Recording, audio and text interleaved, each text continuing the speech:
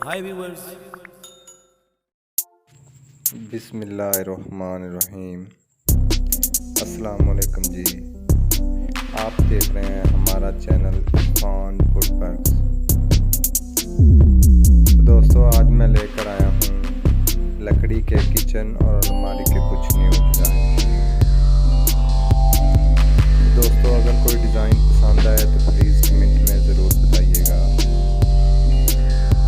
और अगर आप हमारे चैनल पर नए हो तो प्लीज़ चैनल को सब्सक्राइब कर दें और बेल आइकन का बटन भी दबा दें और वीडियो को एक लाइक कर दें। दोस्तों, घर में इन चीज़ों की ज़रूरत पड़ती है, किचन और अलमारी। तो चलो दोस्तों, वीडियो स्टार्ट करते हैं। तो मिलते हैं नए वीडियो के साथ, तब तक के लिए अल्लाह हाफ़िज़।